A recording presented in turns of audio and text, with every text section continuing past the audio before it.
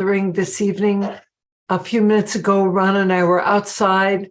There's a gorgeous full moon up in the sky, and it's clearly visible. The clouds are not blocking it, and it is really spectacular. So far. So I think that's a very auspicious sign for our gathering tonight.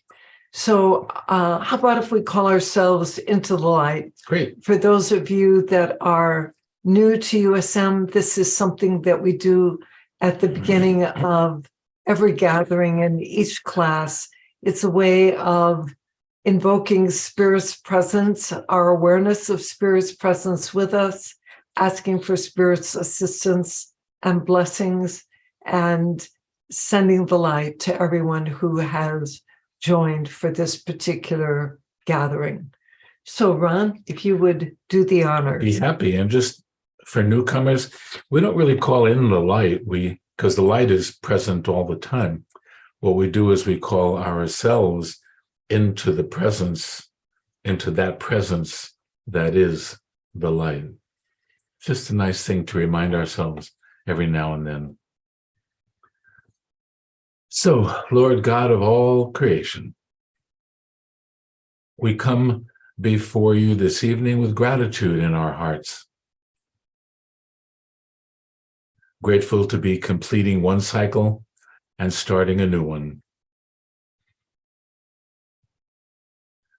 We ask for blessings of loving as we move forward,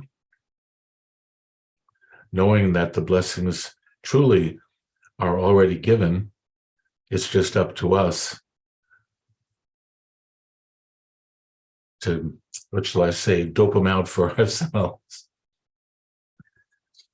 And most of all, Lord, we are just so grateful for the presence of all of us that we have chosen to step forward into this energy field and share it with those of like calling.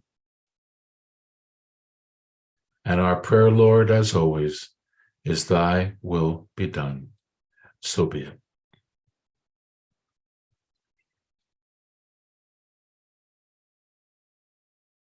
And we like to follow the centering with a 5-minute peace meditation.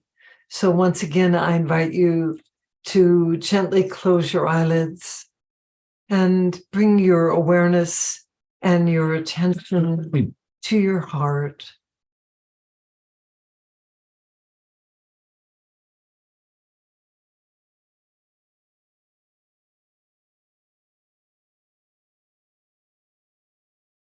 Your very essential nature, your most essential nature is loving, and your heart is a gateway to the awareness of that.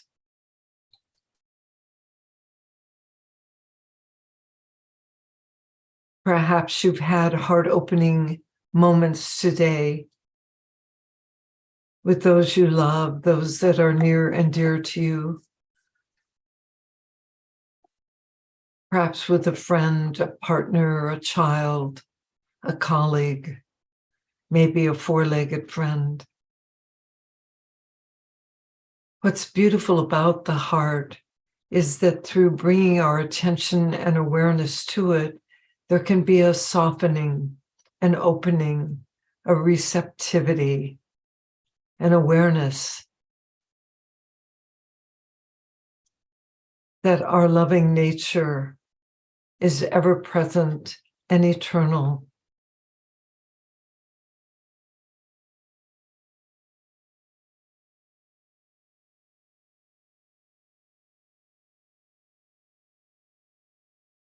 And as we gather here this evening, I invite you not only to the awareness of your heart, but the awareness and presence of the other hearts who are gathered, the hearts of all humanity, all across the planet, 8 billion of us. Imagine and envision each of our small hearts awake to love, beating in unison with one another, and also with the great heart and great spirit of the universe.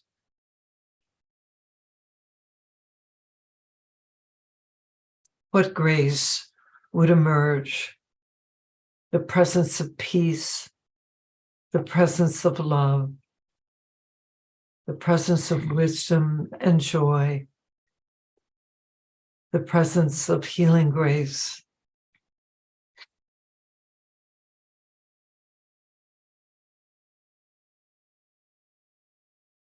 What an extraordinary gift it is to be awake to love, to accept responsibility for the state of our consciousness, for the unfoldment of our lives, to recognize the opportunities to be of service, to live a more fully surrendered life, surrendered to our essential loving nature, surrendered to spirit, and surrendered to the awareness of that which informs and guides us and our unique path of unfoldment and service here on the planet.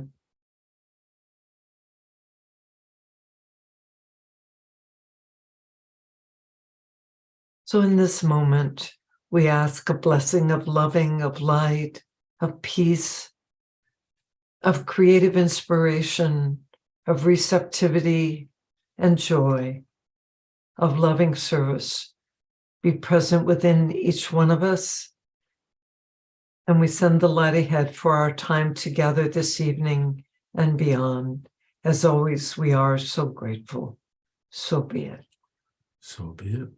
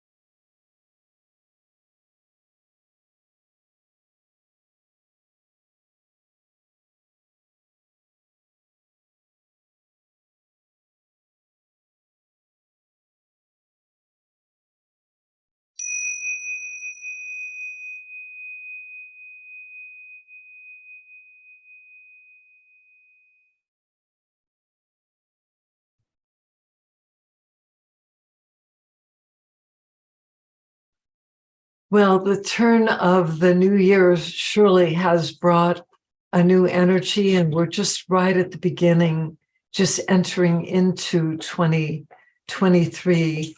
And the topic that seemed most relevant to us with the turn of the year is answering the call of soul's purpose in 2023 and beyond. And I know with people that I've been speaking with just even in the last few days, this theme seems to be very, very present. The conditions on the planet, there is an abundance of opportunities for us to not only awaken more fully to the presence of love that we are, but also to look around and to see what has resonance in our hearts, where we're called to serve and to make a difference. There's just infinite possibilities and opportunities. I was thinking about it with the turn of the new year. It's like I look around, there are 8 billion people on the planet at this time, and so much need, hunger, the challenges with the environment, just so many beautiful opportunities to step forward and make a difference in the ways that each one of us can. On the handout that was available for you to download, there's a beautiful quote from USM's founder, John Roger. For those of you new to USM, the school was founded in 1976 And Ron and I Wow, that's began a long our time ago. involvement 5 years later in 1981 and have been involved in this incredible work and the evolution of the work and the school itself for 41 years. We had our anniversary of beginning our work here at USM at the beginning of this week. But let's take a look And at some of us even remembered back that far. All right. So John Rogers' quote, "You receive in accordance with your clarity of vision, definiteness of purpose, steadiness of faith, and the depth of your gratitude." That is really an extraordinary Yeah. sentence. Yeah.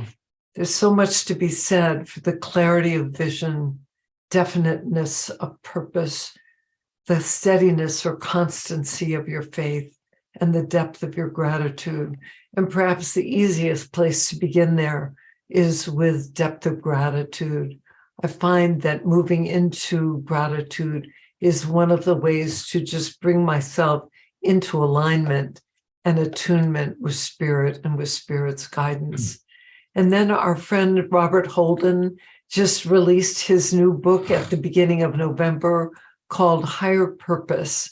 And here's a beautiful quote from him. "Dedicate yourself to love. Decide to let love be your intention, your purpose, and your point. And then let love inspire you, support you, and guide you in every other dedication you make thereafter." Well said. Beautiful. You're not going to read that now, are you? Did you want to share something more? No, I thought we were going to. No, there's a little more here. Okay. Yes. So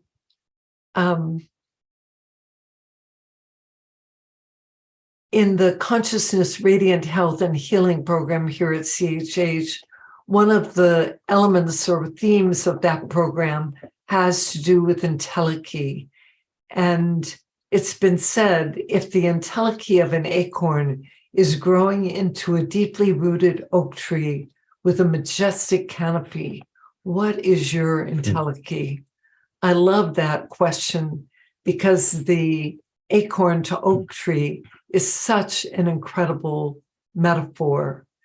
And for years, we've asked 3 essential questions, and our programs in spiritual psychology are really designed to support those who participate in answering these questions. The first one is, who are you? Who am I? Then why am I here? What is my purpose? And how can I make a meaningful contribution in our world? And maybe a clearer way of saying that, rather than who are you, what are you? What are you? And one of the principles of spiritual psychology is that we are divine beings having and using a human experience for the purpose of awakening. And that's an entelechy that we all share in common. For us personally, this theme brings forward the question, what's present for us now? What will we bring forward as we contemplate 2023 and the crescendo of our lives? We're in the last quarter of our lives, for sure. Speak for yourself. Physically. And so it's like, well, what would the generosity of our own spirits and the inspiration of spirit itself call us to manifest, to share, to give at this particular chapter of our lives? So one of the things that we're very aware of is that what often is in the way of making courageous choices involved in answering the calling of your heart and your soul's purpose is attachment. And there are many different forms of attachment to ego, the ego's limiting frame of reference, expressed through patterns such as the desire for recognition, approval seeking, in other words, being more concerned about what other people will think about you and what you're doing, the ego pattern of self-importance, and of course, comfort, which is really rooted in wanting to have things to remain the same. Familiarity is what supports most of us in comfort. Security, control. Sometimes these attachments are to misidentifications with self-doubt and unworthiness. We can have attachment to an identity, to a role. I know when I left my work at the University of New Mexico State. New Mexico State University so many years ago, it's like I was so attached to my role, to my identity, having to do with my work at that time. And I can't say that I'm free of attachment to USM or this that we do here, because it is a very deep, heartfelt love and work. Sometimes we're attached to a lifestyle and we're reluctant to make the leap of faith to that which really calls us because we don't want to give up the lifestyle. Sometimes we're attached to other people's opinions, attached to a story, attached to limiting beliefs and misunderstandings of who you are and why you're here. And all of these can result in the experience of dilemma, inertia, stagnation, and fear of the unknown. I think fear of the unknown plays a very powerful role in keeping people from being willing to make the leap of faith or take the risk to dare to do what really calls them in their heart. A few years ago, we were in Aspen for Gina Murdoch's Lead with Love event, and we were invited to a small dinner where a special guest spoke. And this man's name is Scott Neeson, and he spoke about his work in Cambodia. It was so inspiring to me. He had been the head of MGM and had gone on vacation to Cambodia. And he was very accustomed to a very material life. He had a lot of power, a lot of wealth, homes, yachts, cars, etc. And he spoke about the profound effect that his visit to Cambodia had upon him. He was taken by a friend near the end of the visit to the garbage dump where many children lived. That was their home. And digging through the garbage, trying to find something of value that they Something could to eat. Or something to eat, something that could become value that would allow them to get a coin that would give them a bowl of rice and so on. And it had such a profound effect upon him. He came home and he knew that he was committed to making a radical change. And within a year, he had already visited Cambodia another time. He had resigned his position, sold his home, his car, his yachts, and so forth, and moved to Cambodia and founded what is now known. Oh, it just touches my heart. The Cambodia Children's Fund, and has been doing this work, a beautiful work for so many years, really in service not only to these children, but to their families and to educating these children, to helping these families lift up out of poverty. So there are other examples that we could share, and we invited our dear friend and colleague, Kirk, who is with us for another worldwide community gathering on sacred activism a few months ago, to join us this evening. He wrote a recent post that posed a very powerful question, a question that he himself had to consider very recently, And we're going to be inviting him in a few minutes to share about that. The question, what would I dare to let go of first to live my dreams? This seeming barrier to the new experience I long to create in this and live. And this evening, you'll also have an opportunity to explore this question yourself. So, recently, just last week, actually, we watched a broadcast of the 2022 Kennedy Center Honors. Remember 2022? And one of the honorees was singer-songwriter Amy Grant. And when she was introduced, the person who was introducing her quoted Amy as having said, "I consider myself a flat garden hose. My choice is what I'll plug into." And when I heard that statement, I said, oh my gosh, that is such an incredible awareness. It's really an extraordinary awareness of the courageous choice to surrender into being used as a conduit or instrument of the divine. And for Amy Grant, surrendering to the opportunities and blessings available as Spirit sings through her. And to me, Amy Grant and so many others are just a beautiful example of how awareness of purpose on the soul line, having to do with our awakening, informs expression of purpose on the goal line, which has to do with our life in physical world reality. Mm-hmm. So one of our all-time favorite quotes is from Hafiz, "I'm a hole in the flute that the Christ's breath moves through. Listen to this music." So we are all instruments in the orchestra, 8 billion instruments in this orchestra. Mm-hmm. What music did we come to play?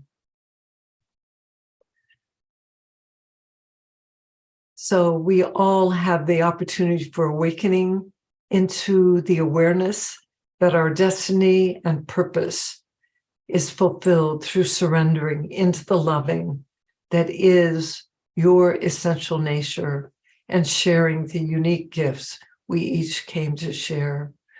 Soul purpose to us is sharing your heart, doing what brings you joy. It's love in action.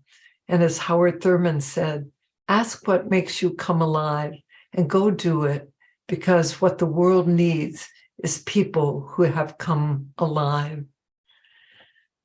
So to move forward here, Kirk, we'd like to invite you to share your recent experience, because it is such an incredible example of the power of a calling to inform choices and to bring you ever more alive. So, Kirk?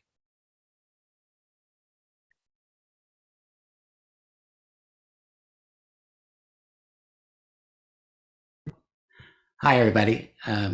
It's really a privilege to be here.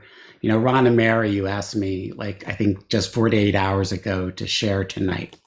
And of course, you know, when you both ask me to do something, I'm there. But especially this, because, you know, what I'm going to share tonight is the result of what I was taught by Ron and Mary almost 20 years ago now. But the power of what they gave me, you know, when I was a student in grad, sustains to this day, so much so that what really could have been the darkest moment of my life, a sustainment of misery and a continuous cycle, what they implanted in me as tools and awareness was the ladder that brought me out of it. And I just wanted to share, make you both aware of that's the impact you have. That's the diaspora. That's, you know, in small part of the diaspora, it's out in the world. So I'll cut to the chase and then I'll tell the story that led to it. But exactly 3 weeks ago, I mean, to the minute right now, exactly 3 weeks ago, I was under deep anesthesia as 3 different surgeons, at my request, amputated my left leg above the knee. And I know that right now, like all the mental constructs are going about that word amputation and thinking tragedy, thinking this is a sad story. But I want to do a little spoiler and say it's not a sad story. This is as inconceivable as right now, it might seem a very happy story, the best story of my life. So how it transpired was about 2 months ago, well, now 2.5 months ago, October 15th, I was diagnosed with a sepsis infection of my left knee. I had an artificial joint there. And when you get an infection in an artificial joint, it's a big deal because titanium does not transport antibiotics very well. And so, I want to cut to the real heart of the story, but I do need to say kind of that what transpired over the next 2 months was one of the hardest experiences for me on every level, spiritual, emotional, mental, physical, in that, in that period, in that beginning 5 weeks at a time, I had 5 major surgeries, every week a different surgery. I was on these toxic IV antibiotics for 2 months, night and day. I was bedridden for all that time. Everything had to be kind of brought to me and taken away from me. And it got, every time we did a surgery to try and fix the situation, a relapse would occur in terms of infection or a failure of something they had built. It had gotten to the point where it was so relentless, in that it was like clockwork. The moment I began to see daylight, oh, this is going to work, this is going to happen, it would collapse again and again and again. It got to one night between surgeries 4 and 5 where the surgery was failing. I knew something had to be done. I was in a lot of pain. 2 large grafts had been taken, muscles had been taken from my calf, flipped over to my knee in an attempt to defeat the infection that way. I had also caught the flu somehow and was coughing violently, so violently that everything in my body was shaking, including the failing grafts and everything. And I dislodged a spinal vertebrae, and pain was just moving through my entire body every time I coughed. And I finally I thought I had surrendered already in this process, but I got to the place where I looked up. It was like 2 a.m. when this happened, and I just looked up at the ceiling and I said, okay, Spirit, what's up? And I became aware, though, that I had unconsciously fully embraced this kind of victimhood position through this thing, that I began to think in terms of I was being punished somehow. I'm thinking, God, Spirit, I've been doing all this inner work for the last 20 years. They were like, why the punishment? I had really unconsciously entered that space of, why is this happening to me? And in that deep surrender, Spirit let me see that that's what I was doing. And I said, okay, I see that. Now what? And then Spirit said, it. And it's those 3 essential questions that Ron and Mary started tonight's talk with. And the first one was like, what's the truth about what you are? This. And it was, oh, I'm a divine being using this human experience for my upliftment, my growth, my awakening, my soul's calling. And then it was, if that's true, then what? And the then what was that even this experience I was in the midst of was for me. Now, that was in that moment hard for me to really, even though I have said those words to so many of my clients so many times, here I was in so much pain after so many tries, and yet it was like I saw that my soul and spirit had orchestrated this inescapable forcing function where I still had to ask that question. And it suddenly became so clear to me that the core of this was I was making my experience wrong. I was against reality. I was against this experience that was happening, even though I knew on a certain level it was still for me. But I was not able to receive that because of my againstness. You know, the founder of USM, John Roger, you know, he said something really profound that was like knocked me over once. He said, peace is the cessation of againstness. Peace, it's not the end of war. It's the cessation of againstness in all of us, you know. And I saw that my lack of peace was because of my intense againstness to everything that was happening that wasn't my preference, that was getting between me and my soul purpose and so on. And so I let go of againstness. And then Spirit said, you know, there's even a higher game here for you. And I suddenly became aware that about 2 weeks before the whole thing hit the fan, in one of those just deep, joyous meditations, I saw that the biggest game in town was unconditional loving. And that was still an opportunity for me. Now, I thought the distance was only about that big, and it turned out to be this big. And that, in the midst of that experience, I saw that, wow, I was pretty far from unconditionally loving, because everything that was happening to me could be unconditionally loved. It could be. And in that, also my freedom. And so I said, okay, I see that I asked for this. And should I not then engage in it? And I began to practice loving it all. Even the things that right now still go, wow, that's a tough thing to love, you know. But I started it, and I got relief, and I got clarity, and also I saw that there was still something to be done, and I realized that in my, you know, experience of loving everything as it occurred, there was a little bit of exhaustion in me for that, and then Spirit kind of brought the next level to me, which is, why not just be that which you are, be the loving, and like, just like the sun shines on the earth, you know, on everything unconditionally, your love will just be a precipitate. You don't have to expend the energy of I love that incision, and I love that graph, and I love that resident who's tugging too hard on my stitches, like, you know, and relief.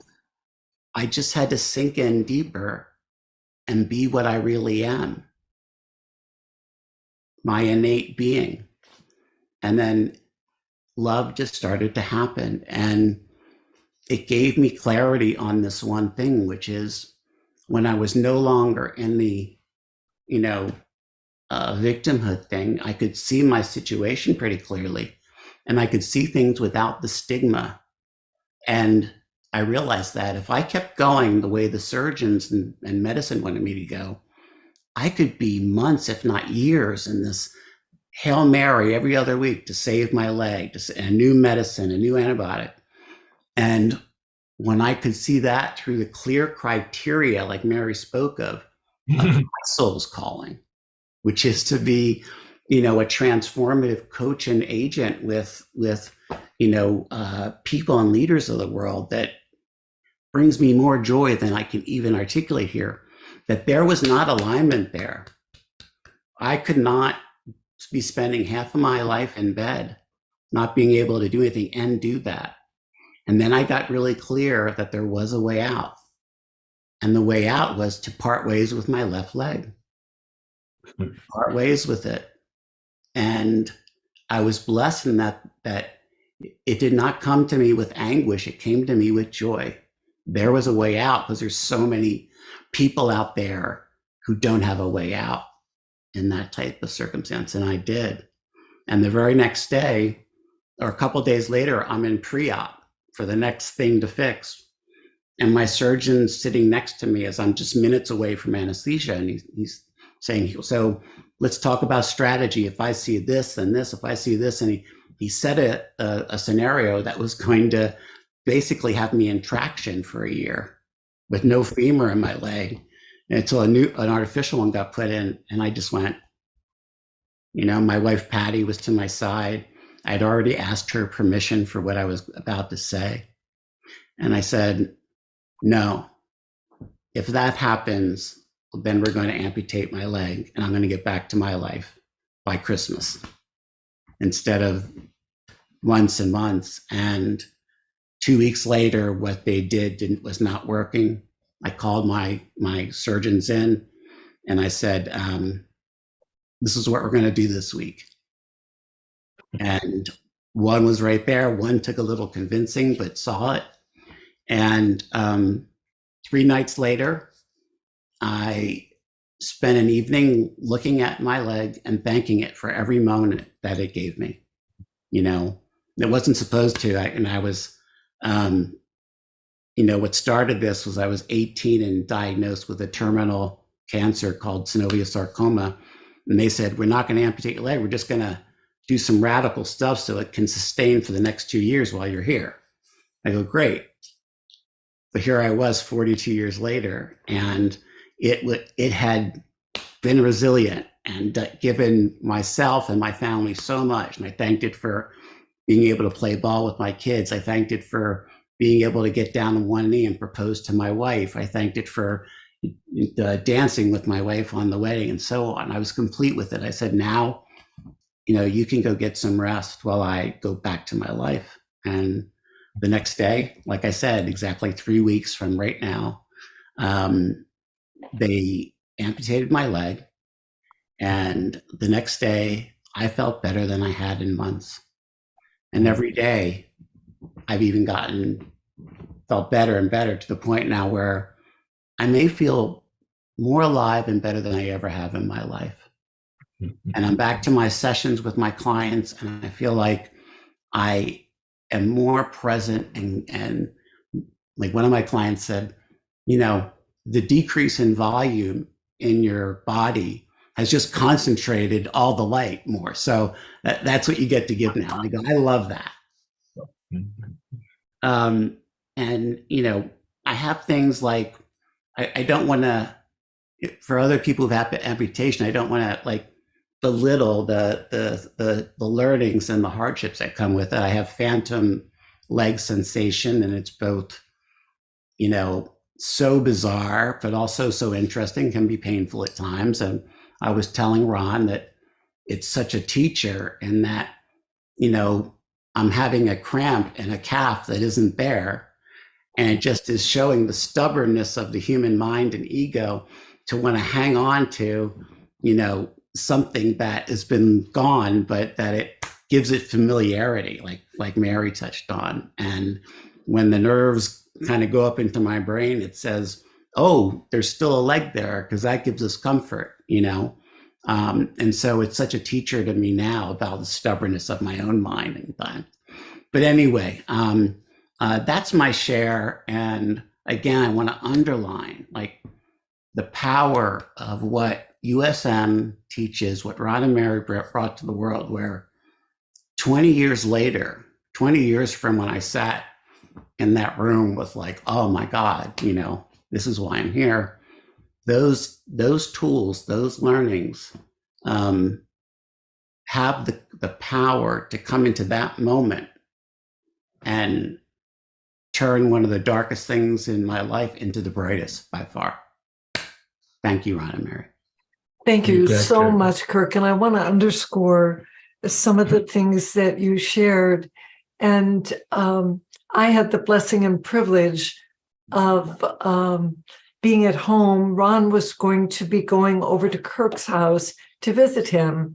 And Kirk's wife, Patty, was scheduled to come and pick Ron up.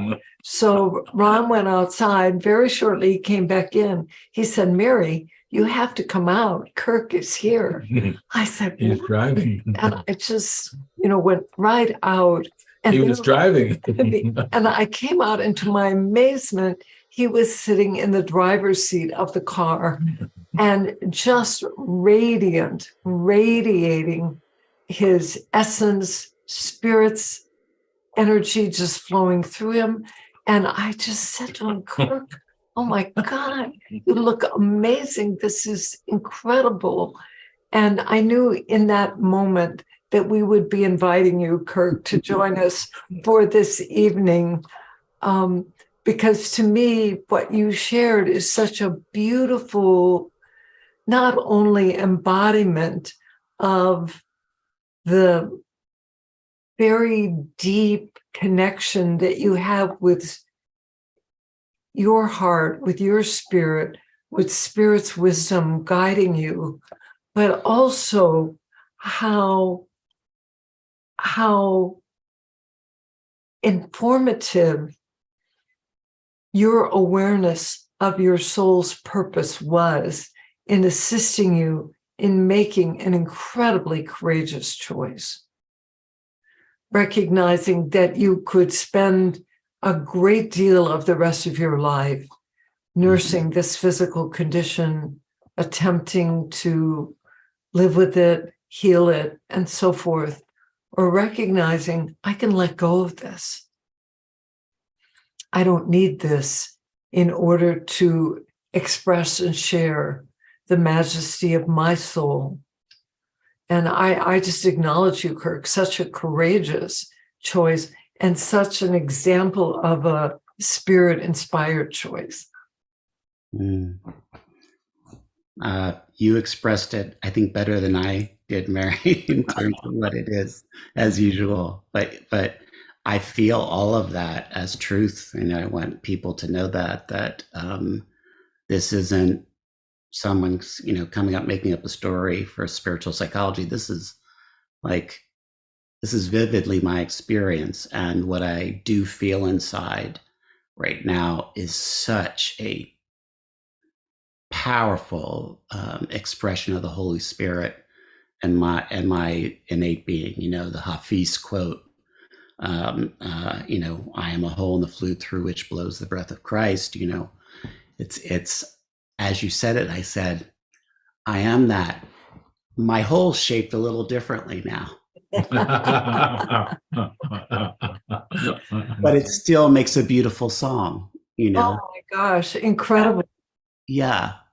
And I, times I have this curiosity about, moving through this reality in this different form, right? There'll be a time where I have a prosthesis, but right now I'm gone from bipod to tripod, and as I'm ambulate, and it's like, well, this is an interesting new way to see this world and experience it, but still being that hole in the flute, and to me, I feel even more breath coming through as a result of this, as counterintuitive as that sounds on the physical level, on the spiritual level. Even the next day, it was so palpable to me. I told Patty, I go, wow, more was cut away than just, flesh and bone, for sure. Beautiful. And when we were talking earlier today, Kirk, I was reminded of something we heard JR share many times, when he said, a lot of karma is cleared under the surgeon's knife. Yeah, I really felt that it kind of, as is my intention in those times, that there's something else positive comes from it. Is, when my ego is shut off, via anesthesia, spirit seems to take advantage of that and moving quickly while the defenses are down. Beautiful. And I also really appreciated two other things that you shared, Kirk. One was your realization that this too was for you. Yes. That this was for you. And the other thing that I want to underscore in this moment is the realization and awareness that you had of how important it was to love your leg, to love the experiences that you were going through, to come into that surrendered state, not only of unconditional love and acceptance, but to recognize that somehow there was a gift and blessing embedded or inherent within this process that would be revealed to you. And And to me, we're just seeing the beginning of that, Kirk. Thank you, Mary. Yeah, what seemed like such a very destitute thing, through the lens of loving, I saw as one of the most perfect orchestrations, to defang what is a very stubborn ego. And that it left Has no been, has been. has been left no room for it to cling to anything. There was just nothing. It could not do it anymore, and it was, no choice but to say, "How is this for me? I know that it is." And then the most magical spiritual element, which is curiosity. If that is true, then let me go into curiosity. How could this be for me? Yeah. And it was that core thing of replacing againstness with our true nature of loving. Yes. And letting go of attachment. Wow. So powerful. Beautiful. Thank you. Well, thank you so much, Kirk. And was there something you wanted to add at this point, Ron? No, well, are you going to? Yes, we're going to, what we're going to do now is we're going to spend a little time reviewing the questions on the back of the handout, and then we'll open it up for sharing questions for Kirk, questions about your soul's purpose, questions about how you can use a certain situation in your life for your growth, learning, and upliftment to move into the higher perspective that somehow it is for you, it is in service to you. So when we get to the sharing part, Mike, you're going to bring Kirk up the way it just was. The three of us will be taking the sharing. Can do that, yes. Yeah, Beautiful. that's the way we'll do it. So if you want to direct a question to Kirk, you can. All right. So on the back of the handout, we have some simple practices for answering the call of soul's purpose in 2023 and beyond. So for these questions, we invite you to center yourself in your loving and make your own notes in response to them. So first, reflect on the following questions and note your responses below. What moves your heart and stirs your soul? What experiences and expressions do you love? What brings you alive? What is the texture and content of your life revealing about your purpose?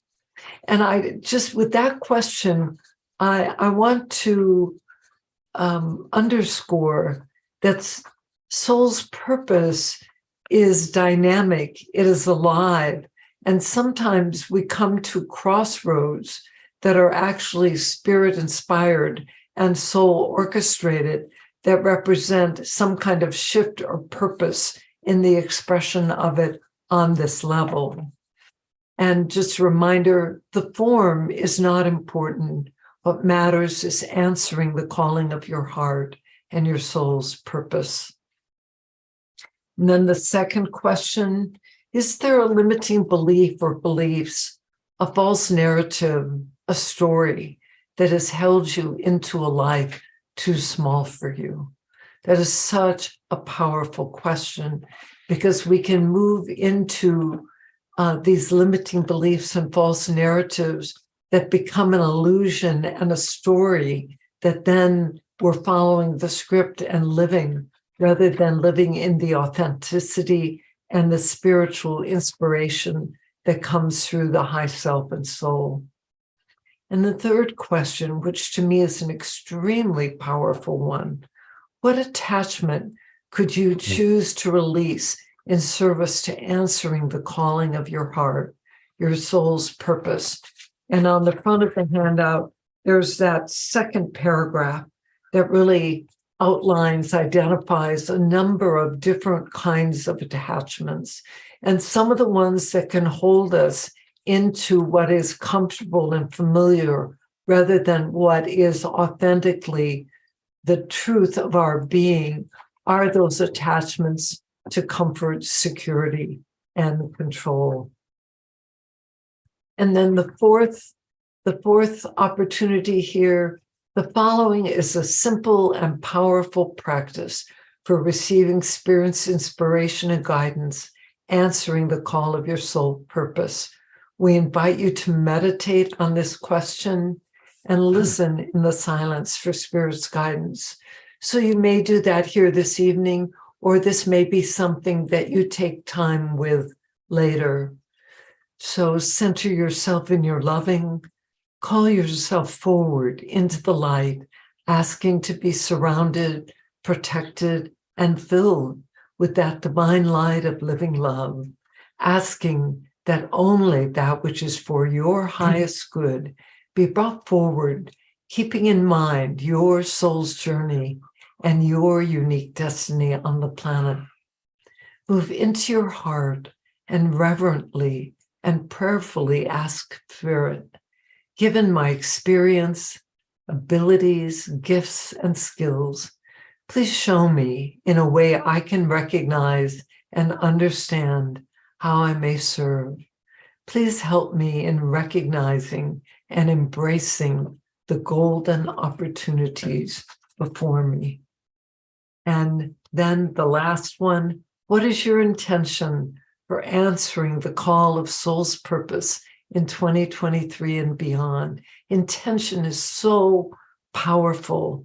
It's like intention is your own resolution to that which you intend, and it brings forward a power within you that is so extraordinary, as Kirk has shared from his experience. Then we have a couple of other quotes. The first one from Joseph Campbell: we must let go of the life we have planned so as to accept the one that is waiting for us. The old skin has to be shed before the new one can come.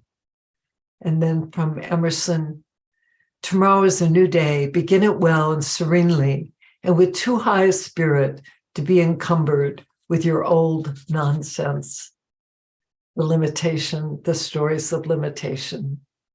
Beautiful. So we're going to take about 10 minutes for you to work with these self-reflective practices, and then we're going to open it up for sharing.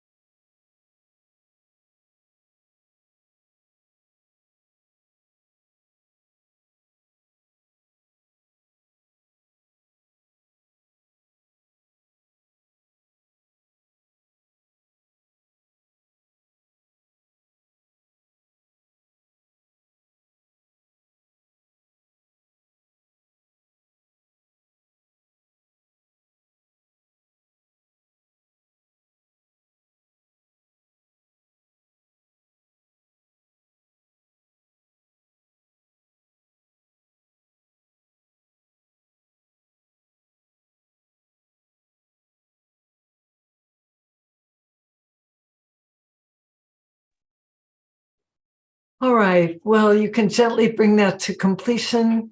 And if there is more you'd like to write in response to these, we just encourage you. They're a wonderful opportunity for a depthful inquiry within yourself.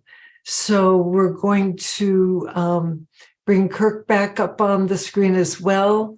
We're going to open it up for some Q&A, and we want to invite you to stay with the topic for this evening, and please to minimize story, to go to the heart of what it is you want to share. And if there's a question, that's very helpful to ask your question. So, and also, if you're a grad, you can say you're a grad. If you're new to USM, maybe you'd let us know. And we do want to invite those of you who are new, you're welcome to share as well. All right. So Kevin, how about if we start with you? Hey, can you hear me? Yes, Yes. we can. Hey guys, wow, so nice to be here. So amazing. I moved back to California. I moved to North Carolina for a few months, about a year, and came back here because this is where I didn't have much of a vision for my life there. I thought I could go back to where I grew up with some big changes happened. So I went back and was in a relationship and that didn't really work and was sort of one of the biggest karmic things that I've experienced. And I'm so grateful for it and to have that behind me. And also just was called to come back to California. So now I've been back about 8 months and just really completely different life from what I had before. You know, I lived in LA for 30 years and had a career and lived in the same place for 26, 28 years. So when I went back to South Carolina, my parents are gone. My situation with my brothers was very different. My long career has ended. I'm not identifying a lot in what you talked about at the beginning of really sort of not identifying, you know, having things stripped away. I feel like there's a lot stripped away. And one of the things that's been moving me, and I thought about it today and I've thought about it several times, and I thought it'd be cool to share here and ask if you have some support or anybody here is already working with something like this. I do cold water swimming, and I actually swam today in the ocean at Manhattan Beach, and really cold. And this bomb cyclone had huge waves, and it was so fun.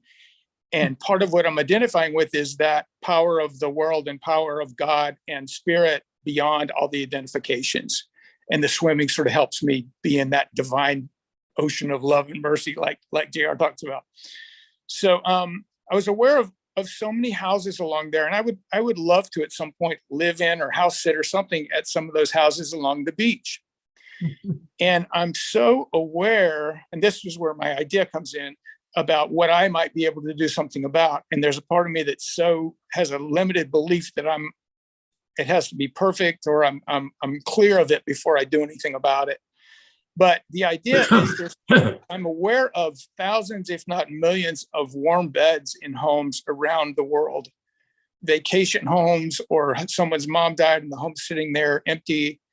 And I'm also aware of, and it's very moving to me, I would say millions, maybe it's less than that, but of refugees and people without enough to eat and who aren't warm, you know, especially like in Ukraine. And my idea is to somehow bring those together. You know, maybe it's an Airbnb for I'm willing to put up some refugees for 2 weeks in my beautiful home and give them warm soup. Something like that. And it's really moving to me. So I just wanted to place that out, ask if you guys have any connections that way or any suggestions or have heard of anything like that, and also put it out to the community. I am basically looking for next steps in terms of where to put my energy and my heart. And so I would love to, even if it's go volunteer for a project for a month or take more steps towards this kind of thing, if there's some organizations already doing this kind of thing. So That's it. I love you. It's really good to be here. Yeah, It's good to see you, Kevin. thank you. Thank you. You too, Ron. Beautiful. Well, I support you. You know, what you have is the seed of a beautiful idea. It's a beautiful inspiration and possibility.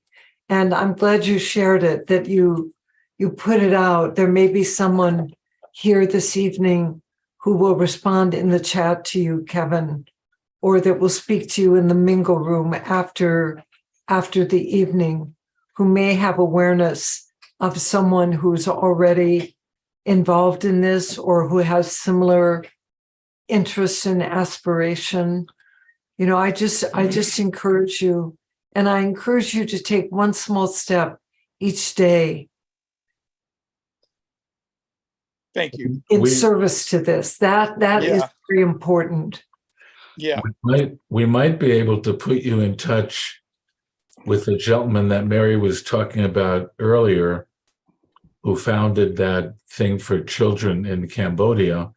And you might ask him how of course, he had a lot of resources, but nevertheless, there was a process that he had to go through. We might be able to put you in touch with him and see if he would have any words for you. Oh, that'd be great, Ron. Thank you. Thank you. Bonnie, will you please make a note of that? Will do. We can connect you, Kevin. Okay. Thank you. Yes. Yeah. And, you know, I know there may be a lot on the chat right now with people coming forward, and I don't know if I'm going to be able to capture it also. If I can give my email address, if anybody has something like that, would that be okay? Yes, go ahead.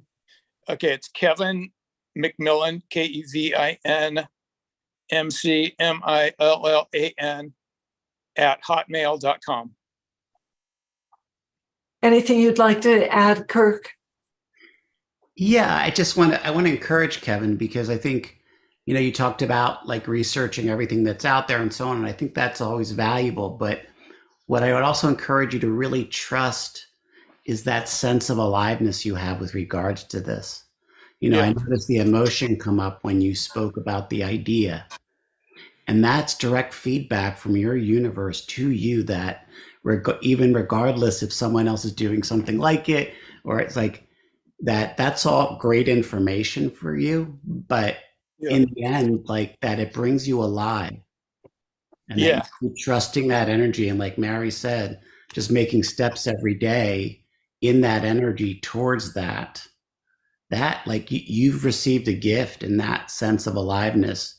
You know, that quote that Mary said by Howard Thurman has a little bit more on the front, which is, ask not what the world needs, ask what brings you alive, and go do it, because the world needs more people brought alive. And what that's saying is just trust the aliveness. Not, it's great what's going on in the world, but there's a refugee who needs you to do this, perhaps, but you need to do this because it's bringing you alive. That's the all important thing. That's spirit coming through you and saying, this is the direction. It's really cool, because it takes it out of what's the impact going to be on others to what is the experience I'm going to have.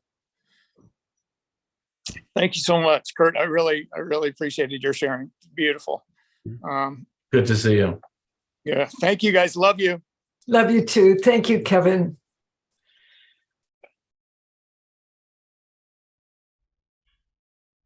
All right. Robert.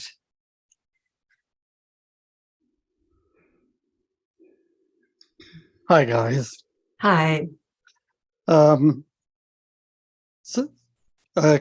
Kirk related to about pain is such a great teacher. When I've engaged in formal spiritual practice, something has always come out of me that drives me absolutely crazy. And I got involved in something called the Diamond Approach about 5 years ago and went absolutely crazy for several years. And I realized I've got to come back to USM. And it's gradually been dawning on me through going to Workaholics Anonymous and through this program again, what that is. It goes crazy. And it came out last night. This angry part of me, and it's the angry teenager that has to prove that he's worthy.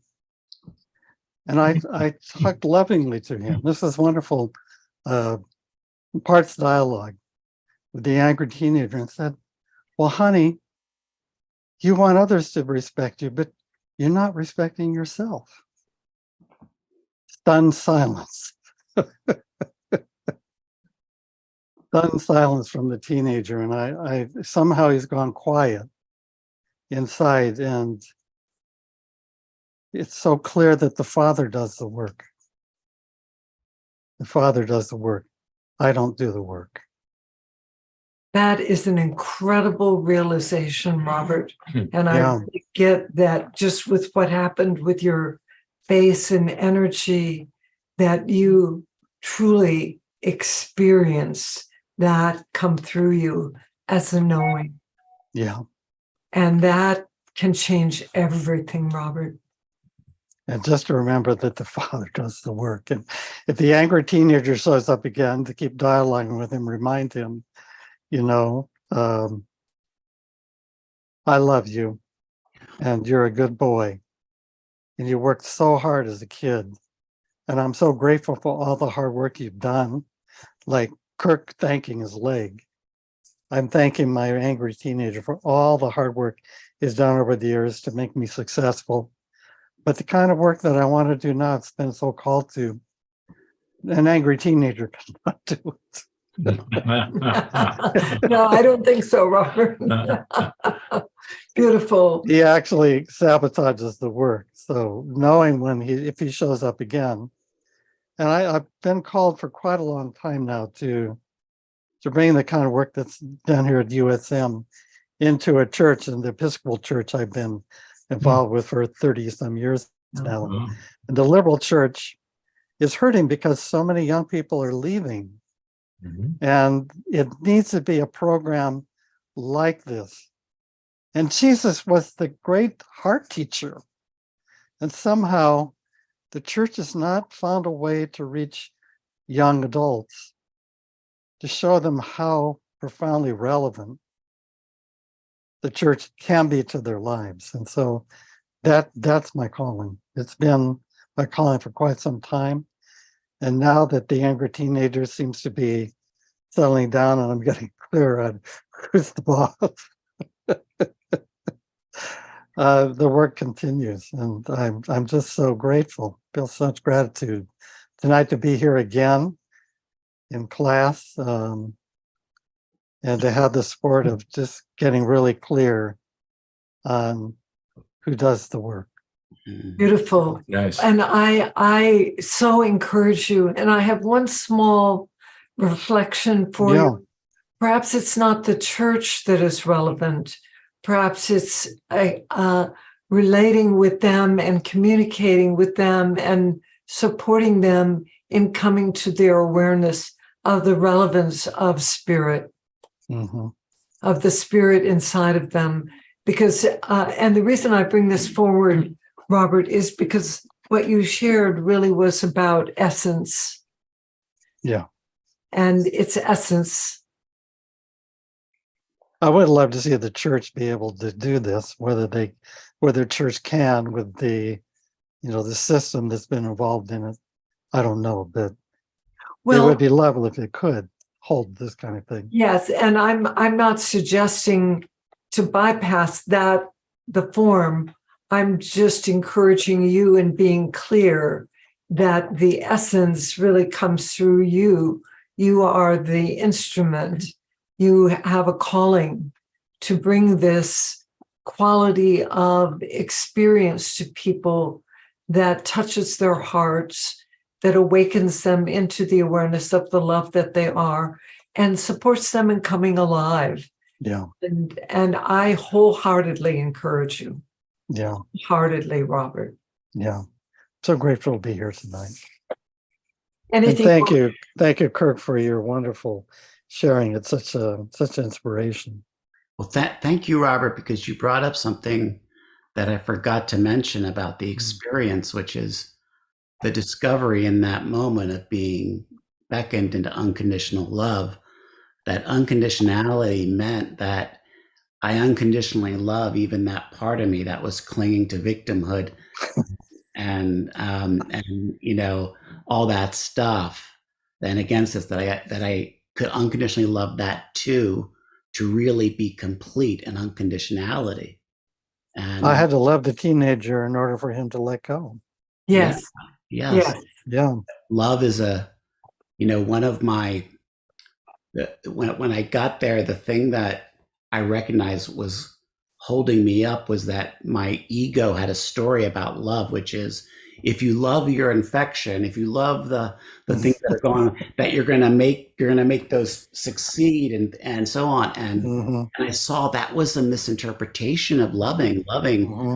is this beautiful evolutionary agent for the highest good, which if the loving my infection, if the infection was meant to heal and resolve, then it would accelerate that. If it was not and meant to lead me to my biggest epiphany, it would do that. That's the nature of love. And when I saw that, Yeah. that was, Love has to be a little more flexible. it just is unconditional and healing. Yeah. You know, Yeah. the spiritual psychology principle from USM, we know healing is the application of loving to the parts that hurt. Mm-hmm. Right? And it doesn't mean that when I apply it to my infection that it therefore it grows and succeeds or it heals right away. It means it does whatever is needed to be done for my highest good and my healing. Yeah. Yeah. And I think I don't know that we've ever really talked about this, but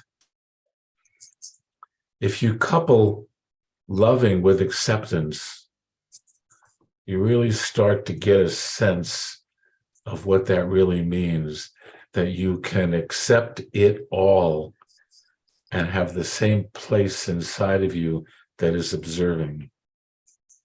Acceptance became a really important part of this work. Yes. Yeah. Yes. Yeah. Thank you, Beautiful. guys. Thank you so much, Nice. Robert. Very Thank nice. you. Thank you.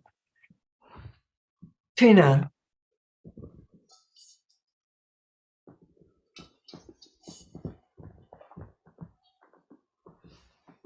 Hi, Mary. Hi, Ron. Hi. Hi. Oh my God, I'm so excited. Just give me a second. I'm so happy to be here. I'm so grateful that you had this tonight. I needed this so much this week. I'm sure so many of us needed this as we're moving into a new year. And I have a two-part, a share and a question.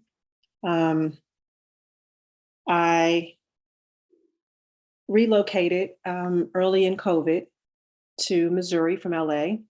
Wow. I had a new practice a few years after graduating from the master's program, was doing pretty good, volunteering and deeply anchored in this work.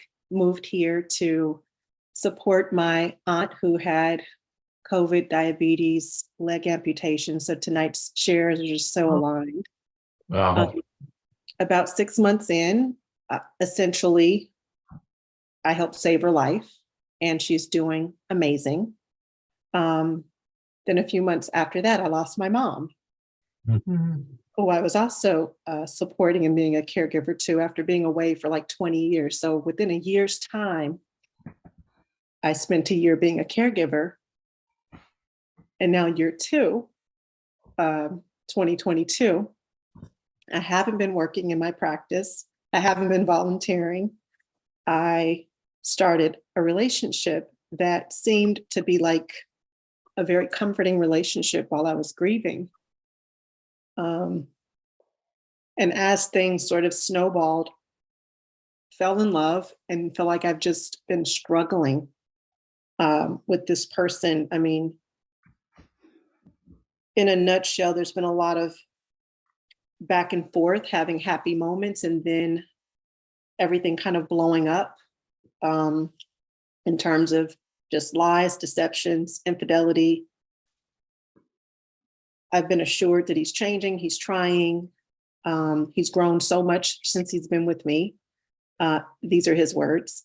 And it's kind of like I don't understand what's inside of me in terms of why I've allowed this to go so long when I know it's not a healthy situation. And now we're talking about marriage. I just don't understand how part of me is continuing the conversation and continuing the experience, being hopeful, having space, using all of these USM skills, being very prayerful to spirit, like how much more should I participate in? What's to my detriment? Obviously, there's, emotional damage. My intuition and my gut has been spot on in retrospect, but for quite some time, I had a lot of self-doubt. And it's just been a struggle, a lot of back and forth. I learned that he had trouble with or struggled with alcoholism and childhood trauma and perhaps mental health. And part of me wants to help, and part of me wants to run. And part of me doesn't want to give up. And another part of me says, when is it enough? And so I guess as I'm trying to find my purpose or realign, how much am I supposed to do? How much caregiving and how much taking care of other people? And I don't want to sound like there has been joy in it. There has been growth in it. I have learned so much about myself and have been fulfilled in impacting lives. But as we look to a new year, I want to get back into my practice. I want to get back to service. Yes. Yes. That to me is a tremendous key. And another suggestion I have for you, Trina, with regard to the relationship is to pose the question, what is my soul attempting to assist me in learning through this? What is my soul attempting to assist me in learning through this?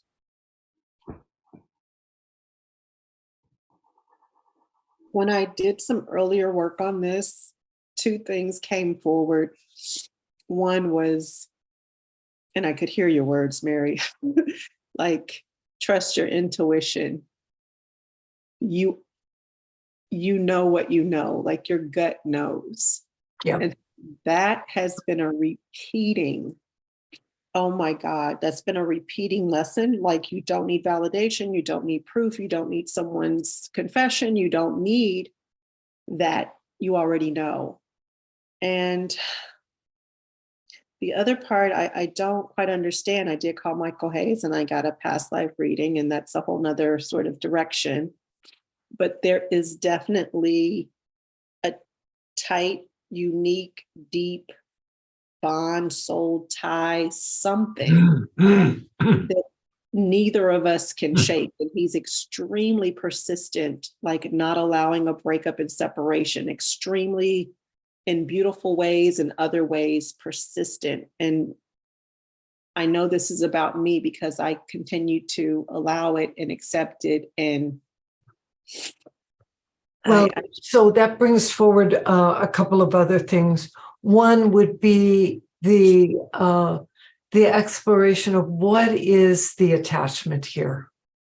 What am I attached to that holds me into this? Because it sounds like you recognize that that it's not healthy. I believe you use that word. And I encourage you to really pay attention and listen to that.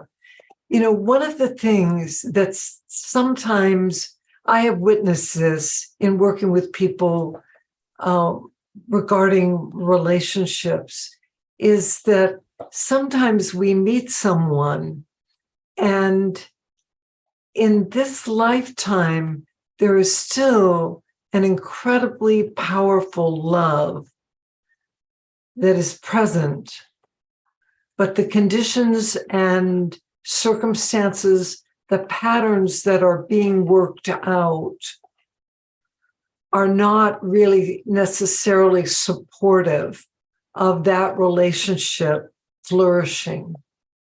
There's more the soul recognition of who they are and have been to you at that essential level. But it's like there's I'll just call it an incompatibility relative to matters of values, habits, behaviors, choices, level of consciousness that isn't particularly favorable to a long-term relationship that will flourish. And, part of getting what you want, Trina, is saying no to what you don't want.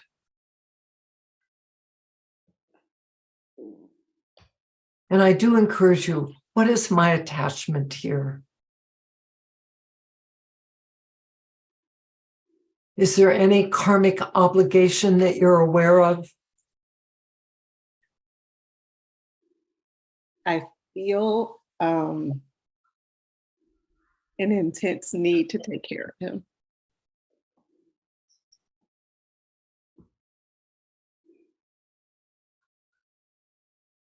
And to let him take care of me. Well, some part of me inside is hearing what you shared slightly differently. I have this intense need to rescue him. Mm. Yeah. And I would encourage you to really look at that, because when we're in over responsibility and that rescuing part is present, very often what goes with that is we're looking through the lens where we see the other person as a victim.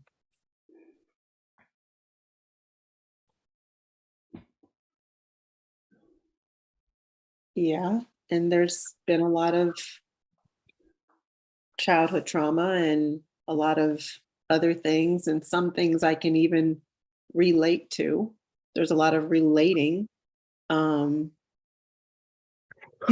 When they say on the airplane, they go through all the safety procedure at the beginning. What do they tell you to do first if there's a challenge? To put your own mask on first. Now, I encourage you to consider what that would mean here. And I know this, Mary. Well, I would say you're learning this. Okay. It's what Jared said to me one time when I was talking with him about something. He said to me, Mary, it's one thing to have the information. It's another thing to actualize the information.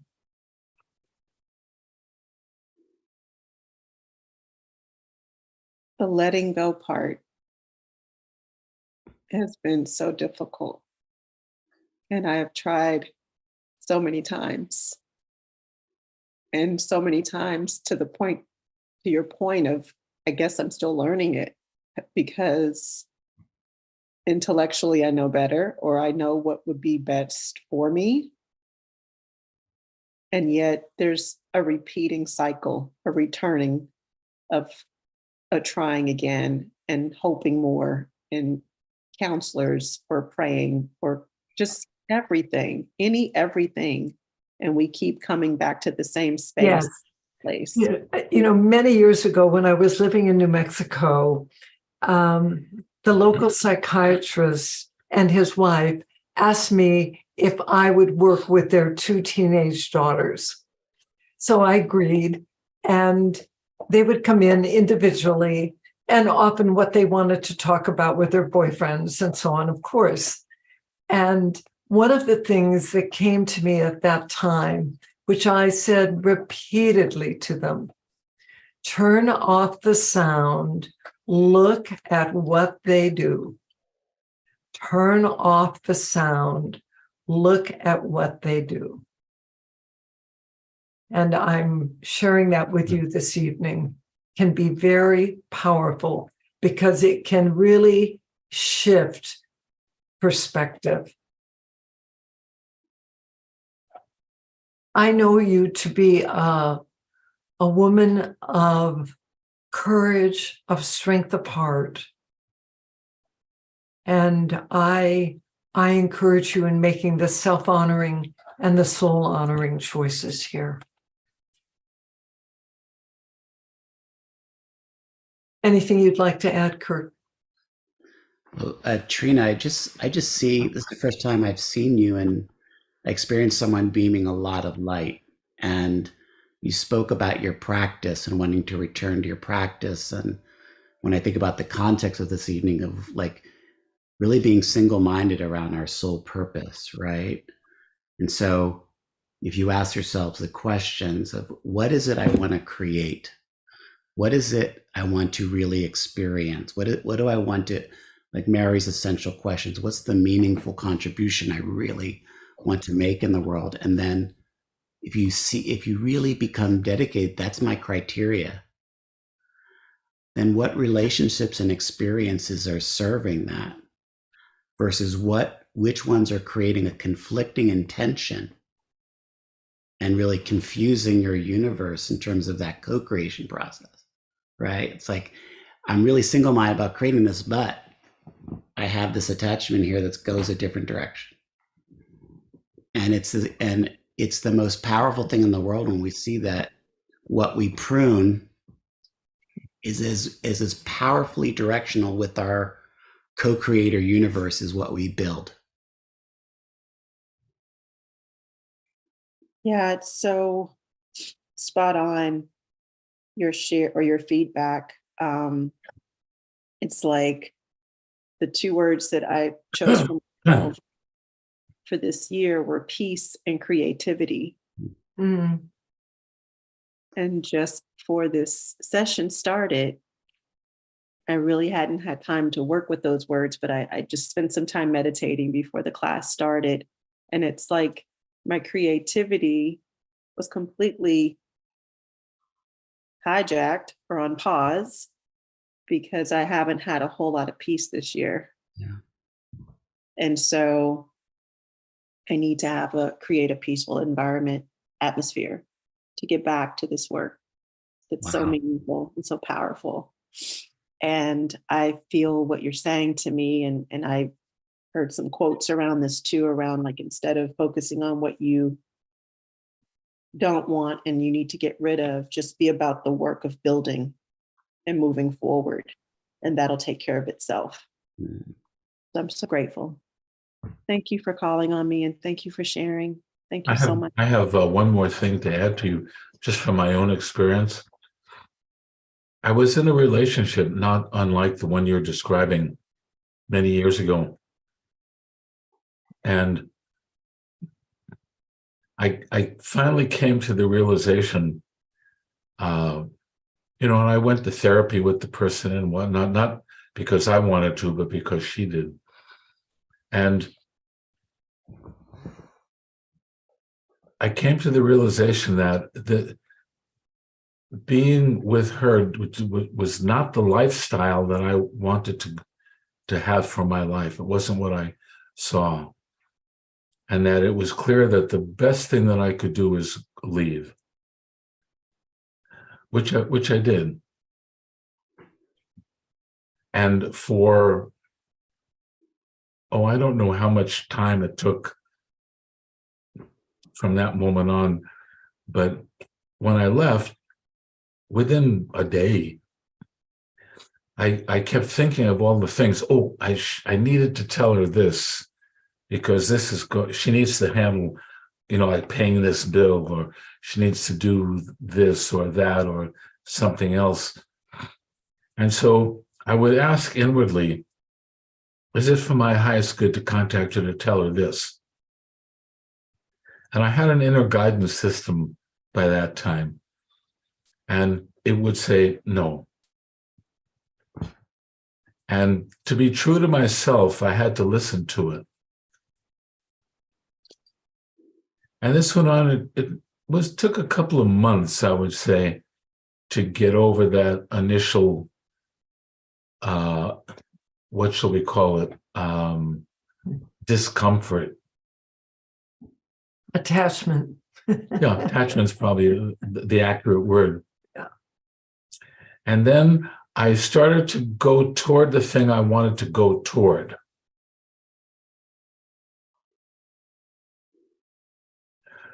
And one of the things that happened, not when I was looking for it, but it was literally put right in front of me, was one of the first people I met along that path was Mary.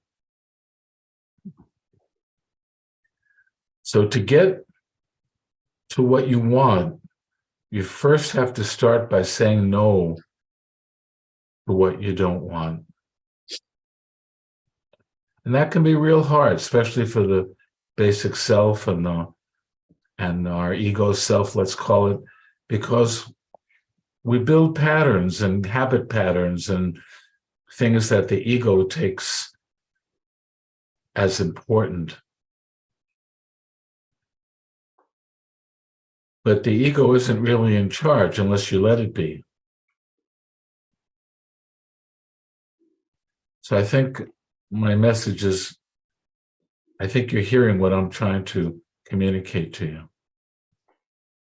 I needed to hear just that, the how. Yeah. Beautiful. Thank you so much, Trina. Thank you for your sharing. Thank you. All right. So, Katrina. Hi, guys. Oh my gosh, it's Hi. been a minute.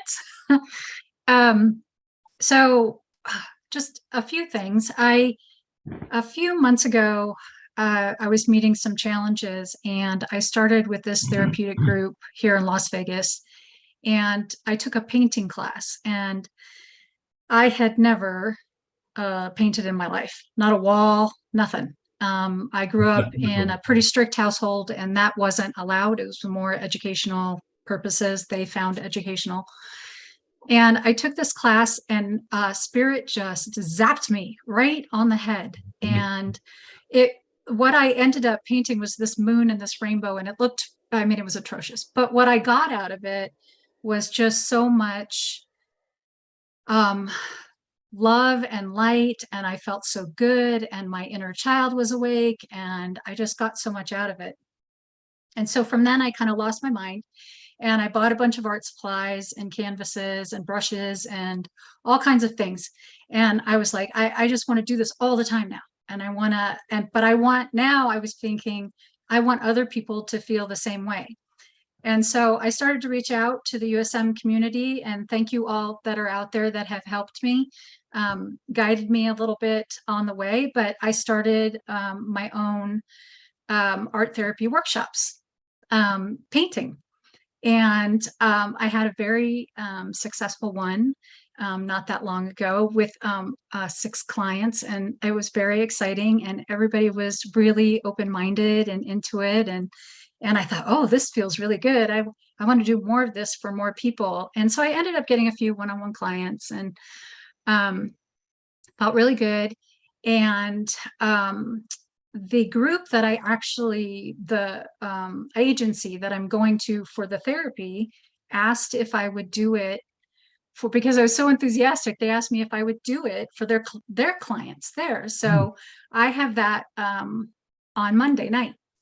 And it's my biggest class I've ever done with about a dozen people, and so incredibly excited. So last Thursday, I went to the doctor, and I found out I have cancer. And I thought I've been through a lot. Can I just pause here for one moment? Yeah. I encourage you to speak of this a little differently. I received a diagnosis of cancer. Yes, I received a diagnosis of cancer, and at this point have decided no treatment until a second opinion, because I've had in the past been misdiagnosed with other illnesses. So, right. So I kind of sat with it for a bit, and I was smiling, and my husband, well, ex-husband on January 18th, but he went with me and I was smiling. He goes, "Why are you smiling?" And I'm like, I guess this was just meant for me. I guess this is what I do now. Like, I don't know. Like, and I just kind of took it as like, I guess I was a little bit angry. I did eat a big bag of potato chips right afterwards, but I was feeling a little angry about it. But then I I talked to my therapist who's a USM grad, and um, he said, let's not give it any of that. Let's not give it any anger. Let's not give it any negativity. Let's not give it any of that negative energy. And I said, I don't really plan to. I think it was just momentarily that I just felt for a second that, like, why now? Like, why when I feel like now I feel like I'm going somewhere? And I just really have walked away with it with a much better attitude and a much better way of seeing things because of USM, because of the connections I've made through USM, because of my therapist, because of my own belief system. I just feel like I'm just going to take one moment at a time, one day at a time, deal with each decision at a time, and not like put myself into catastrophizing at all, because that has been in the past the way that I've dealt with it. What is kind of interesting, I do have the class on Monday, but I started a web page yesterday, and it's called Your Soul's Purpose, Art Therapy. And so when I saw the handout for tonight, I was like, oh, all right, well, I guess this is my soul's purpose. So I'm going to keep going forward with the art therapy. And I got 2 new clients yesterday, and I feel really good about that. So I just want to say, like, I feel like I understood what Kirk was saying. It's like you just not giving it any more energy or negativity or anything to it, and just really kind of just taking it time at a time and seeing what comes in for you and what the best decision is. And I guess in the past, like, I've been so like, got to fix it right away. Like, let's fix it this way, instead of sitting and thinking with it for a minute and truly trying to figure out what the best decision is going forward. And my best decision going forward, while not getting treatment right at this time, I'm going to go forward with my art therapy, and I'm going to do what makes me feel good and what can help other people. So I love what you're sharing about what opened up for you with the art, the expressive art. That is really Yes. beautiful, and that you came so alive inside with it that you felt called to engage with others and share with them that gift that you received. And it sounds as though you continue to receive through it. So Yes. may I ask you a question about your symptoms? Mm-hmm. Yes. Can you tell me what symptoms led you to see your doctor? Actually, it was I was supposed to have hip surgery, and I went in to get just regular pre-op testing, and they did some basic tests, and my blood count was incredibly low, and she couldn't quite understand why that was. But also there were other things that were low. My iron level was really low. So basically it's MDS, so it's bone marrow cancer red blood cell. So it's and the other thing was, she wouldn't clear me for the surgery because I was having shortness of breath, and she's like, I can't clear you until we get this figured out. And so the red blood cells carry oxygen through the body, and that's why I was having shortness of breath. And so there was like all of these little things that kind of happened, but basically it was just pre-op testing for a surgery. Kirk, do you want to respond to this first?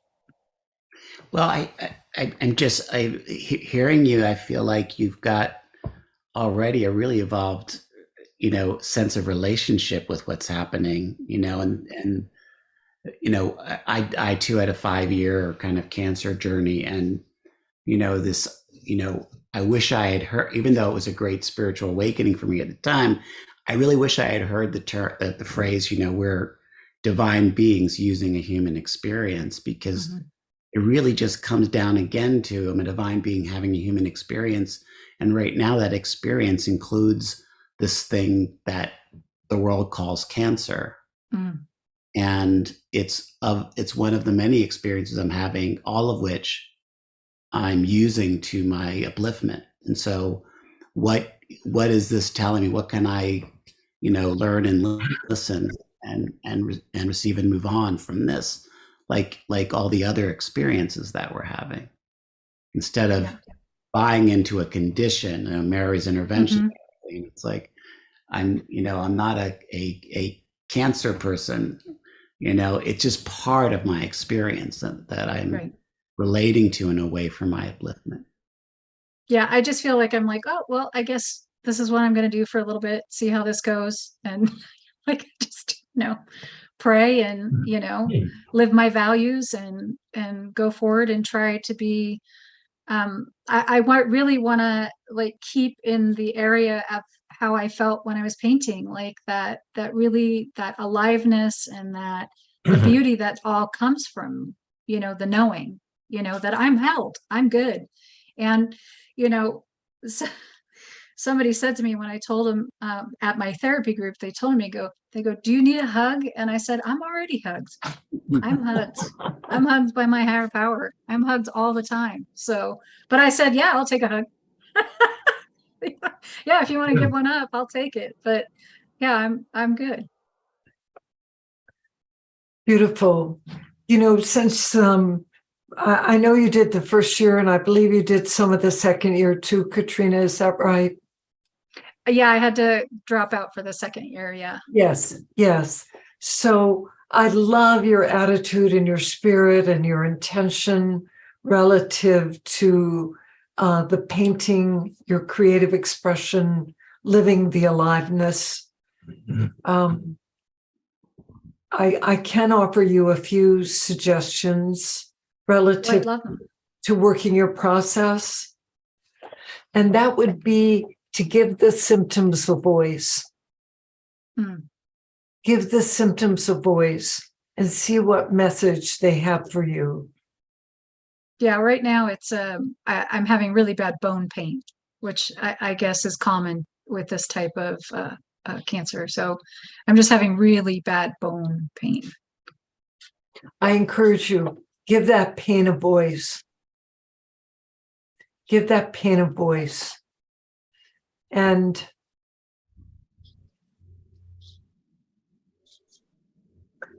what you already shared, that your attitude towards what you're experiencing is a loving attitude. And I encourage you in continuing that compassion. But it's so important to give this pain a voice, to write it out.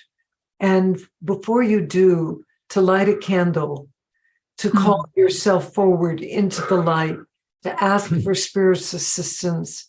And whatever comes out as you write, you may do this as freeform writing. And I encourage you not to read it over, but to burn it. Okay.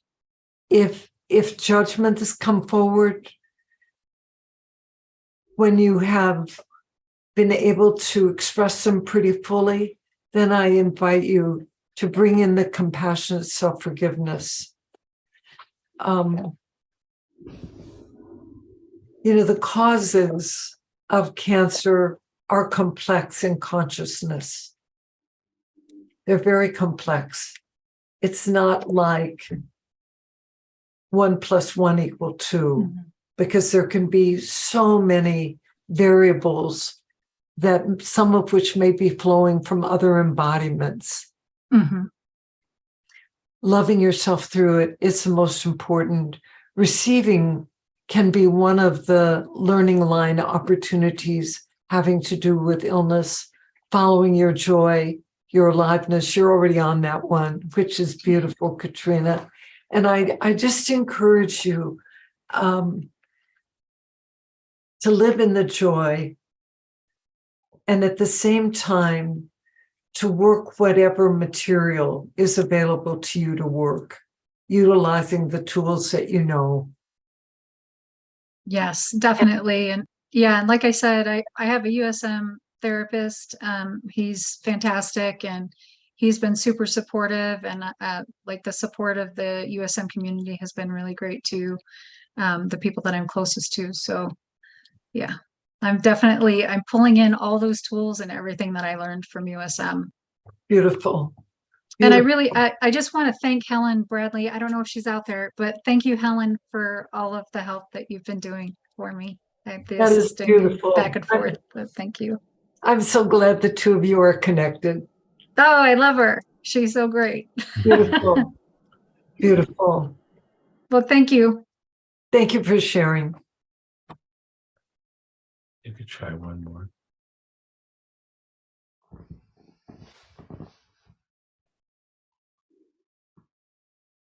All right, Daryl. Thank you for calling on me. You hear me okay? Yeah. Yes. Good.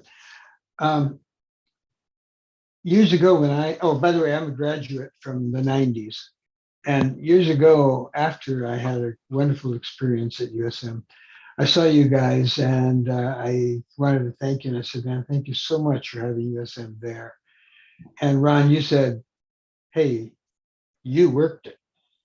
And that really struck with me because, yes, I did work it. And it resounded back to that video we saw about the prison inmates, the women's prison inmates. Boy, that moved me to tears because I realized, they're working it, we're working it. And so the question I reached is, I'm using those things that we learned in USM, sometimes consciously, sometimes unconsciously, but they stuck, they changed me. And now I'm at a stage where I want to know, what can I do more of? And I've been looking for this for a while. I'll try one thing and it doesn't seem to be quite right. I'll try something other and it doesn't quite to be some right. So I want to know how to spread the light to more people. I'm writing a book about this, but that's not the essence of it. It's what do I want to do? What can I do to expand this loving in this world that we live in? And before, I know you want to help me answer that, but what I wanted to ask too is, you mentioned, Ron, just earlier how you ran into, quote unquote, Mary after one other relationship. And something I sense now gravitated you towards her, and she must have had something gravitating towards you. My initial question was, how did you guys meet? But it's more than that, because it relates to me about how did the meeting of you two guys relate to how I met you two guys and how we're all related to this whole process. Now, I know it's a difficult concept and question to ask, but my real question was, how do I know what I can do? I've leaned into things and they haven't quite seemed right. I've leaned back out, stuck my toe in, doesn't quite right. But I really want to do more, especially after seeing that prison video. My God. So now I'm ready. Answer, please. What great questions you have. And before we respond, I want you to know that Kirk Souter was instrumental in the making of the Freedom to Choose films, which was an award-winning documentary. I neglected to thank Kirk for his sharing with us. Boy, it moved me too. Thank you, Kirk. Yes, yes. Well, we met in the fall of 1974 in Las Cruces, New Mexico. Let me tell them how we met. Can I tell that story? Neva Del Hunter. No, No. that isn't how we met. No. Oh. See, I was a student of Neva Del's, and every morning she would call, if she would go into a meditation for about an hour as upon awakening. And so we, the students, maybe there was 3 or 4 of us at a time, as soon as she was up and ready, we would barrel into her room You know, as I look back on it, I go, what were we thinking? And we would say, is there any message for me? Is there any message? And invariably there wasn't. And then one day there was. She said, there's a message for you. Oh, wow, what's my message? And the message was to go back to graduate school to finish my doctorate degree. And then she made this statement, not that you're going to learn anything, but it will be helpful in the work that you're going to be doing. It's not that you're going to learn anything. I got it. I got it. And so that's all I needed to hear. So I made application first to University of New Mexico in Albuquerque, and I was rejected. Dr. Hunter, Dr. Hunter said, "Oh, I think that's because you were Jewish." And I said, "No, I doubt that very much." But the next choice was New Mexico State University in Las Cruces. So I applied down there and I got in right away. I thought it'd be a cool thing before I started the program to go down. There was about 65 miles away, not a big deal, and sit in on the classes of the people who were going to be my instructors. Kind of get a sense of what it was going to be like. So I was making the rounds of, so my strategy was it was easy to find out when the classes were going to be held. And I would just go stand by the front door of the class. And when the professor came, I would say, "Excuse me, my name is Ron Hulnick. I'm going to be in this program starting in the fall." I thought it would be a good thing for me to just sit in on each of the classes to kind of get a sense of, what it was going to be like. Would that be okay with you? And of course they said, "Sure, by all means." So I'm standing in front of the door, waiting one night for the teacher to come in, and here she comes. And I say, I introduce myself, and there was like this funny look on her face, and I asked, of course, it's Mary. And I asked her if would be okay to come and sit on my face, and then I'll let you tell the. Well, I became very flustered when he came over to me and introduced himself. And it's like, I really was so flustered. And when he asked me if he could sit on the class, I said to him, "Well, why would you want to do that?" And he just looked at me and he repeated himself. And of course, that gave me a moment to regain a bit of composure. And I said, "Well, fine, have a seat at the back." But it was very interesting because after that, I said to myself, I don't know who he is, but somehow I have the sense he's going to be very important in my life. Wow. So I would say our meeting was spirit orchestrated, really spirit orchestrated. And see, the way that they did it was in such a way that we came in on the energy of the work, not on the energy of personal relationship. Right. There was none of that at the beginning. I mean, Mary was married at the time. And so we really got to know each other through that format. I mean, Ron was a student in my classes for a few years. So I take a bit of umbrage with Dr. Hunter's statement that he wouldn't learn anything.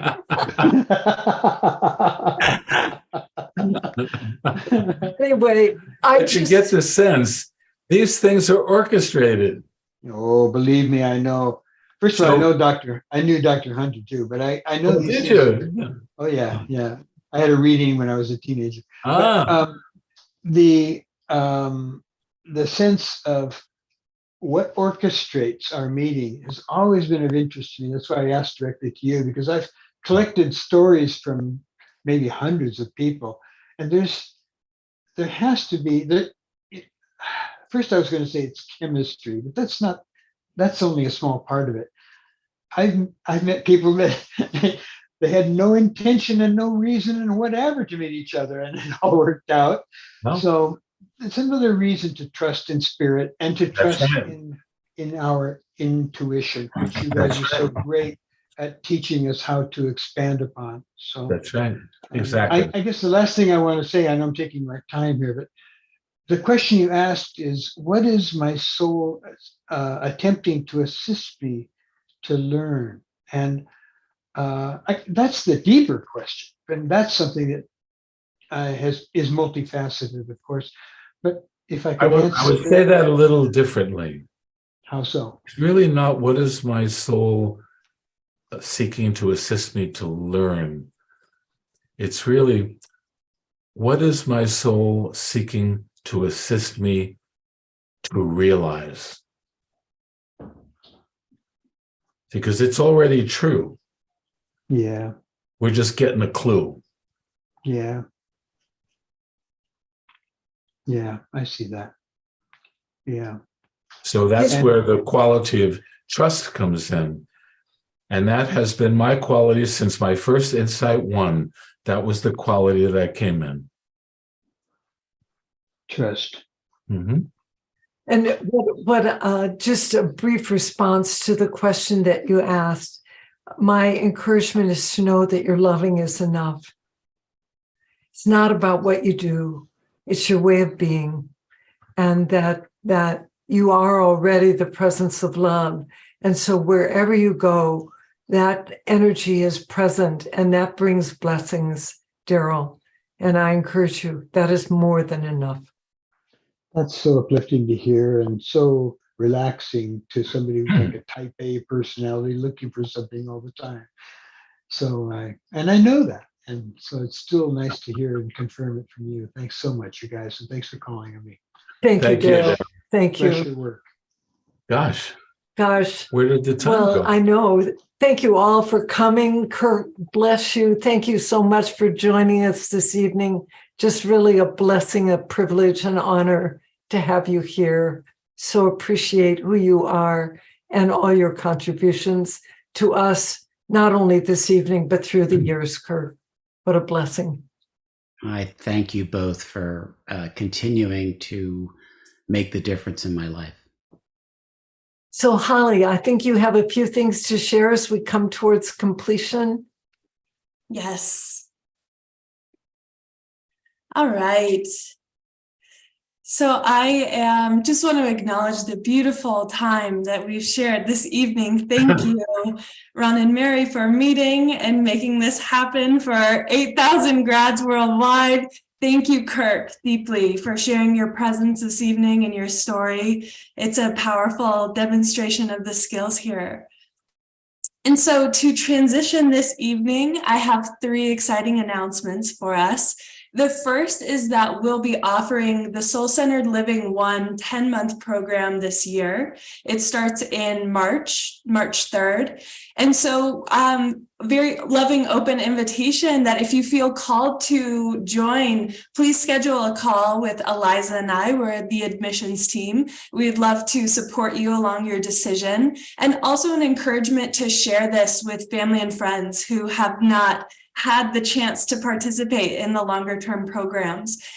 We will be around in a mingle room after we leave tonight. So if you have any questions, I'll be available to answer anything. And there will also be a link in the chat for registration and also a place to schedule a call with Eliza or I.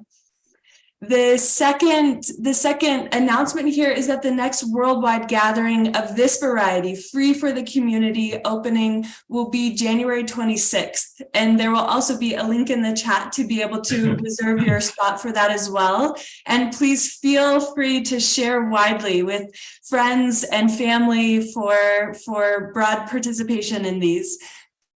And then the last announcement here is that we'll have the year 2 practicum, 4-day practicum. And so there is still time to register for all year 2 grads. There's an opportunity to audit this 4-day practicum. And so there's that we invite and encourage this so deeply. This is a wonderful way to touch into the energy field. And if you feel called at all, we also extend the same invitation to get in contact with Eliza or I to just discuss logistics, the essence, just be in support of your decision as you go about that. And so that, again, the dates are January 19th through the 22nd. And there's a link to register there as well. So that is all I have to close, and we'll be opening mingle rooms if you'd like to stay and chat and hang out at the close of this evening. So thank you so much. Just the last thing that I would like to share. Thank you so much, Holly.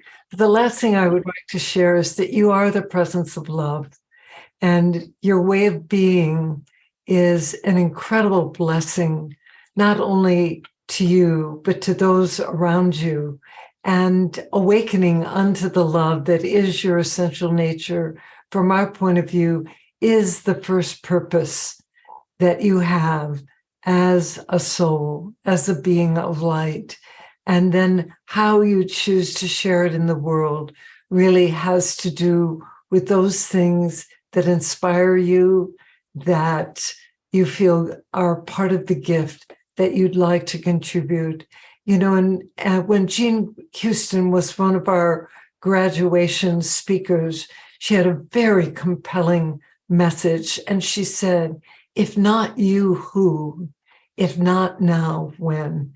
And I just encourage you, this year of 2023 is just a beautiful opportunity to stand forward in the lovingness of who you are and to answer the call of your own spirit and heart. So we'll look forward to seeing you at the next gathering.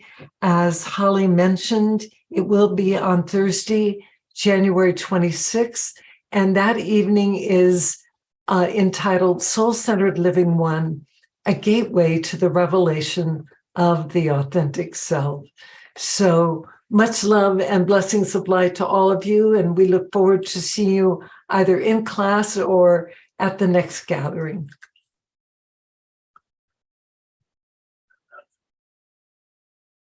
Let's unmute everybody. Yes, and let's unmute everyone. Mike is prompting me here. And Kirk, if I can speak to you for a moment at the completion, that would be wonderful. So let's unmute everyone. We can say goodnight, and you can move to one of the mingle rooms as a way to chat with others who were here this evening. Love you guys. Good night. Good night, all. Ron and Mary, Good everyone. night. Thank you so much. Night.